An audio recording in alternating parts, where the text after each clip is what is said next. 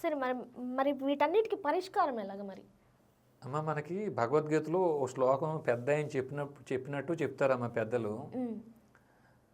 సదృశం చేష్టతే స్వస్య ప్రకృతిర్ జ్ఞానవానిపి ప్రకృతిం యాంతి భూతాని నిగ్రహ కిం కరిష్యతి పూర్వాభ్యాసేన తేనైవ హ్రియతే వ్యవసోపి సహ జిజ్ఞాసురపి యోగేశ శబ్ద బ్రహ్మాతి వర్తతే. మీరు పుట్టుకతో ఏ గుణాన్ని అనుసరించి జన్మ తీసుకున్నారో త్రిగుణాలలో ఆ గుణాలను అనుసరించే మీరు చేసే పనులు ఉంటాయట. అదియును పూర్వాభ్యాసేన తేనైవ హ్రియతే. అది పూర్వజన్మ అభ్యాసం చేత ఈ జన్మలో అప్రయత్నంగా పూర్వజన్మలో ఏ యోగాన్ని కలిగి ఉన్నారో ఈ జన్మలో ఆ యోగం వైపే నెట్టబెడతారట. ఇది మనం తీసుకుంటే అమ్మ పెద్ద జ్ఞానం లేదు కానీ నాకు అర్థమేం చెప్తున్నాను తల్లి. కౌరవులు పాండవులు మళ్ళీ జన్మ తీసుకున్నారు అనుకుందాం కాసేపు. అమ్మ భగవద్గీత చెప్తుంది కదా, వాసాంసి జీర్ణాన్ని యథా విహాయ. మన బట్టలు ఎలా మార్చుకుంటామో ఆత్మ శరీరం అలా మార్చుకుంటుంది. నయనం చిందంతి శస్త్రాన్ని నయనం దహతి పావక. మన ఆత్మకు చావు లేదు, మనం మళ్ళీ మళ్ళీ జన్మ తీసుకుంటాం. భగవద్గీత చెప్తుంది కదమ్మా. అలాగే కౌరవులు పాండవులు జన్మ తీసుకున్నారు అనుకుందాం. ఇప్పుడు కౌరవులు అందరి దగ్గరికి వెళ్ళి భగవద్గీత బోధించి మీరు మంచి వాళ్ళు అవ్వడంటే అవుతారమ్మా వాళ్ళు? పాండవుల దగ్గరికి వెళ్ళి మీరు చెడు పనులు చేయమన్నా చేయరు పాండవులు. అలాగే ఇప్పుడు కూడా రెండుగా విడిపోయిందమ్మా, మంచివారు చెడ్డవారు. మంచివారు కులం చెడ్డవారు కులం రెండుగా విడిపోయింది. ఇక్కడ ఏం జరగాలంటే తది చెడ్డవారిని శిక్షించడం కోసం మనం వ్యవస్థను ఏర్పాటు చేసుకున్నాం. చెడ్డవాడు ఎవడైనా ఏ రూపంలో ఉన్నా ఆ చెడ్డవాడిని శిక్షించాలి. దానికోసం మనం వ్యవస్థను ఏర్పాటు చేసుకున్నాం. ఆ వ్యవస్థ ఏమిటి? జ్యుడిషియరీ, భారతీయ న్యాయ వ్యవస్థ. మరి మన న్యాయ వ్యవస్థలో ఆ చెడ్డవారికి శిక్షలు పడుతున్నాయా? లేదు సార్. ఇప్పుడు శిక్ష పడే లోపు లైక్ ఎగ్జాంపుల్, ఇప్పుడు మన ఇద్దరి మధ్య గొడవ అయింది, కొట్లాడి నేను మిమ్మల్ని కొట్టేసిన, నన్ను తీసుకెళ్లి జైలు వేస్తారు తప్పితే నాకు శిక్ష ఏముంది? అక్కడ కూడా తిండి పెడుతున్నారు. శిక్ష ఎక్కడ నాకేం కనిపించట్లేదు. ఒక మనిషిని చంపి కూడా ఇమీడియట్ 3-2 months లో కూడా బయటికి రావచ్చు, వాళ్ళు విచ్చలవిడిగా బతకొచ్చు. అయితే మీరు ఇంకా తక్కువే చెప్పారు తల్లి. మీరు డబ్బు ఖర్చు పెడితే ఓ 10 కోట్లో 20 కోట్లు మీకు కాదనుకుంటే ఎఫ్ఐఆర్ కూడా ఫైల్ అవ్వవు. ఇంకా జైలు దాకా ఎందుకమ్మా? జైలు దాకా ఎందుకమ్మా అంటే ఇంకా ఉదాహరణ చెప్పాలంటే సహారా ఇండియా అని కేసు ఒకటి ఉందమ్మా. 13 కోట్ల మంది బాధితులు. ఎంతమంది అమ్మా బాధితులు? 13 కోట్ల మంది భారతదేశ వ్యాప్తంగా బాధితులు. 12 సంవత్సరాల నుంచి కేసు సుప్రీంకోర్టులో పెండింగ్ ఉంది. 3 లక్షల కోట్ల రూపాయలు స్థిర చరాస్తులు. ఇప్పటికీ కేసు డిస్పోజ్ అవ్వలేదు. అర్థమైందమ్మా? మన జ్యుడిషియరీ అలా ఉంది. మరి చెప్పండి దీనికి పరిష్కారం ఏమిటి? చెప్పండి దీనికి. డబ్బున్న వాళ్ళకి ఒకలాగా ఉంది, డబ్బు లేని వాళ్ళకి ఒకలాగా ఉంది. పార్లమెంట్లో నిర్మలా సీతారామన్ గారు అన్నారు, ఇప్పుడు 1 సంవత్సరం క్రితం అనుకుంటాను, మేము ఏం చేస్తామండి, కేసులు ఆ సహారా ఇండియా కేసు సుప్రీంకోర్టులో పెండింగ్ ఉంది, మేమేం చేస్తామని అన్నారండి. అమ్మ చూడండి, న్యాయమూర్తులు సుప్రీంకోర్టు హైకోర్టు న్యాయమూర్తులు ఇన్కెపాసిటీతో వ్యవహరిస్తే ఆ న్యాయమూర్తులను తొలగించమని ఆర్టికల్ 124 సబ్-క్లాస్ 4 చెప్తుంది. మరి వారే తొలగించకుండా మా చేతుల్లో ఏముంది అంటే మీరు నేనేం చేస్తాం? ఎవరు ఏ పని చెయ్యాలో ఆ పని చేయట్లేదు, మిగతా అన్ని పనులు చేస్తున్నారు. ఉదాహరణకి జస్టిస్ గవాయిని ఎవరో ఒక బూట్ కాలుతో ఏమంటారు బూట్ ఇసిరేరని ప్రధానమంత్రి స్పందించారు. అతను తప్పు చేశాడు, న్యాయ వ్యవస్థ మీద దాడి అని. ఈ ఎవరు పవన్ కళ్యాణ్ గారు ఆయన స్పందించారు, ఈ జగన్మోహన్ రెడ్డి గారు స్పందించేశారు, ఇక చాలామంది స్పందించేశారండి దాని మీద. ఏది చాలా తప్పు అని చెప్పి మనం కూడా స్పందించి మనం కూడా తప్పు అందాం కాసేపు. అసలు ఆ తప్పు ఆయన ఎందుకు చేశాడు? ఒకటి ఆల్రెడీ విసిరారు కాబట్టి ఇంకొకటి విసిరారు. ఏమండి ఇలా విష్ణువుకి ఇలాగా విగ్రహం శిథిలమైపోయింది, దాన్ని మరమ్మతు చేయమని మీరు ఆదేశించండి, ఈ పలానా శాఖ మీ జ్యూరిస్డిక్షన్లోకి వస్తుంది, మీరు ఆదేశించవచ్చు. You have inherent powers. మీకు ఏదో 482, 483 మీకు ఇన్హీరెంట్ పవర్స్ ఉన్నాయి కదా, మీకు మీ ఇన్హీరెంట్ పవర్స్ ఉపయోగించి మీరు వారిని ఆదేశించండి మీరు అని వీరు పిటిషన్ వేస్తే పోయి మీ విష్ణువుకి చెప్పుకోండి అన్నాడటండి ఆయన. మరి విష్ణువుకే చెప్పుకుంటే అహం శివోహం అహం విష్ణు నేనే విష్ణు అని వీళ్ళు ఎవడన్నా అరితే ఒప్పుకుంటుందా? కోర్టు ఒప్పుకుంటుందా? అలా ఎలా ఒప్పుకుంటుంది సార్? మరి అట్లా చెప్పారంటండి. ఇప్పుడు నువ్వు ఎప్పుడైతే మీ దగ్గరకు రిట్ కానీ ఎస్ఎల్పి కానీ క్యూరేటివ్ కానీ వచ్చినప్పుడు దాన్ని ఆర్డర్ పాస్ చేయొచ్చు. మీరు పాస్ చేసే ఆర్డర్ కూడా ఎలా ఉండాలి? చట్టవిరుద్ధంగా ఉండకూడదు. ఆ చట్టవిరుద్ధంగా ఉంది అంటే మరి మీకు న్యాయమూర్తులు కూడా 7 సంవత్సరాలు జైలు శిక్ష మళ్ళీ.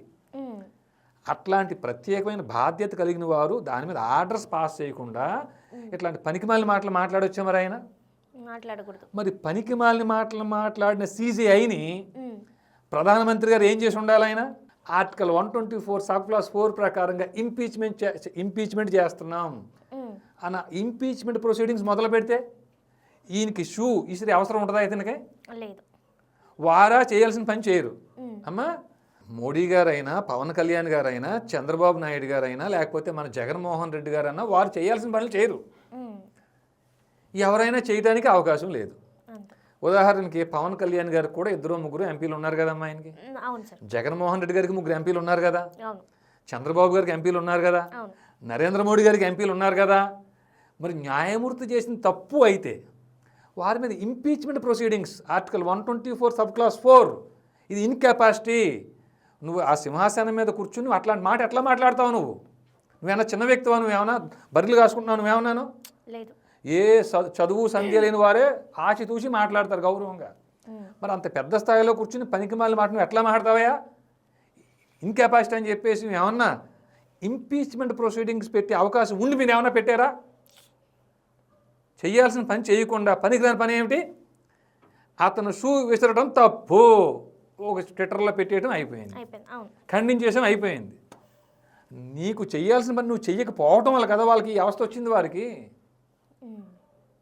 సో కాబట్టి అమ్మ, జ్యుడిషియరీ అయినా దుష్ట శిక్షణ శిష్ట రక్షణ కోసం మనం ఈ వ్యవస్థను ఏర్పాటు చేసుకున్నప్పుడు ఎప్పుడైతే ఇండియన్ జ్యుడిషియరీ ఫెయిల్ అయ్యిందో ఈ ఫెయిల్ అయిన జ్యుడిషియరీ మీద కూడా ఆర్టికల్ 124 సబ్ క్లాస్ 4 ఏది వారు హైకోర్టు సుప్రీంకోర్టు న్యాయమూర్తులు అయితే ప్రయోగించి వారిని ఇంపీచ్ చేసి తొలగించవచ్చు. 197 CRPC కొత్త చట్టం 218 BNSSలను ప్రయోగించి ఇదే న్యాయమూర్తుల్ని జైలుకు కూడా పంపించవచ్చు ప్రాసిక్యూషన్ అనుమతి ఇచ్చి. మీకు అర్థమైందా తల్లి? దుష్ట శిక్షణ శిష్ట రక్షణ కలిలో చేయాల్సిన బాధ్యత ఎవరిది? ఇప్పుడు న్యాయస్థానాలది. వారు ఆ పని మానేశారు. మానేసిన ఈ న్యాయమూర్తుల మీద 197 CRPC పాత చట్టం కానీ అప్పటి కాలంలో, కొత్త చట్టం అయితే 218 BNSSలు కానీ, వారు హైకోర్టు సుప్రీంకోర్టు న్యాయమూర్తులు అయితే ఆర్టికల్ 124 సబ్ క్లాస్ 4లు ప్రయోగించి తొలగించి జైలుకి పంపించే బాధ్యత కేంద్ర రాష్ట్ర ప్రభుత్వాలది. వీరు ఈ పని చేయటం లేదు కాబట్టి అమ్మ, ఈ అన్ని అరాచకాలకి కారణం ఏమిటి తల్లి? కేవలం కేంద్ర రాష్ట్ర ప్రభుత్వాలే. మీరు విన్నారమ్మా, క్షీరసాగర మదనంలో విషం పుట్టిందని విన్నారా మీరు? క్షీరసాగర మదనం జరిగింది. దేవతలు రాక్షసులు అమృతం కోసం మదించినప్పుడు, సముద్రాన్ని మదించినప్పుడు విషం వచ్చిందంటారు కదమ్మా. ఆ విషం కంటే ప్రమాదం మంచి మనిషి యొక్క కంట నీరు. ఏ తప్పు చేయనివాడు, ఏ అన్యాయం ఏ నేరం చేయనివాడు కంట నీరు పెట్టాడంటే, వాడు అన్యాయం గురయ్యాడంటే అతని కంట నీరు ఆ విషం కంటే ప్రమాదం. ప్రకృతికి చాలా పెద్ద ప్రమాదం. దుష్ట శిక్షణ జరిగితే అసలు మంచివాడు ఎందుకు ఏడవాలి? దుష్ట శిక్షణ ఏమో న్యాయస్థానాలు చేయట్లేదు కాబట్టి కబ్జాలు చేసినా, దొంగతనాలు చేసినా, మర్డర్లు చేసినా, మానభంగాలు చేసినా, ఎన్ని చేసినా కూడా అమ్మా ఇబ్బంది ఏమీ లేదు. యథేచ్ఛగా న్యాయస్థానాలను అడ్డు పెట్టుకుని వారు బతికేస్తున్నారు. ఈ న్యాయమూర్తుల మీదేమో వీరు చర్య తీసుకోరు. ఎందుకంటే మన వాళ్ళ అందరి దగ్గర లక్షల కోట్లు ఉన్నాయి. ఈ పని మన వాళ్ళు కూడా చేయరు తల్లి.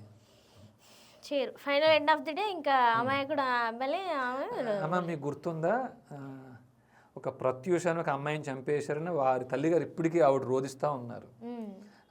సినిమా యాక్ట్రెస్ అటండి ఆవిడని. తర్వాత అయోషా మీరా అని చెప్పేసి అయేషా మీరా అని పాపం వారి తల్లిగారు ఇప్పటికీ అక్కడక్కడ మనం వింటుంటాం, ఆవిడ రోధిస్తున్నారు. నిన్నగాక మొన్న సుగాలి ప్రీతి గారు అని చెప్పేసి ఆవిడ చనిపోతే వారి తల్లిగారు ఆవిడ రోధిస్తున్నారు. ఇదంతా కూడానమ్మా ఈ సహజంగా ఏంటి, పవన్ కళ్యాణ్ గారు మేము వస్తే 100 రోజుల్లోనే చర్య తీసుకుంటాం మేము అని చెప్పేసి ఆయన ఏదో ప్రామిస్ చేశారని వీరు మరీ మొన్న మాట్లాడి బాధపడటం నేను చూశాను. నేను వీళ్ళంటారు ఎవరు వీడియో షేర్ చేసి చూశాను నేను.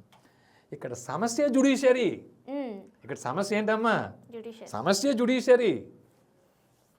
ఇంకా దానికి ఎవరు చేతులు ఎత్తినా కాళ్ళు ఎత్తినా అసలు మేము తప్పుడు చార్జెస్ కానీ ఫ్రేమ్ చేస్తే న్యాయమూర్తి మా మీద 340 CRPC ప్రయోగిస్తాడన్న భయం ఈ పోలీసుల్లో ఉంటే పోలీసులు తప్పుడు చార్జెస్ ఫ్రేమ్ చేయరు.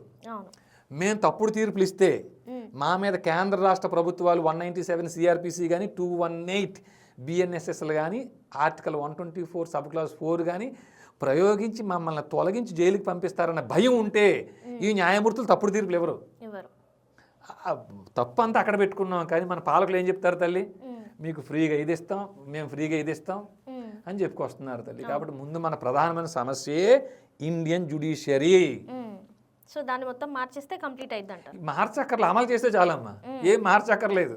ఓకే, తప్పుడు తీర్పులు ఇచ్చిన న్యాయమూర్తుల మీద 197 సిఆర్పిసిలు 218 బిఎన్ఎస్ఎస్ఎస్ని ప్రయోగిస్తే చాలు.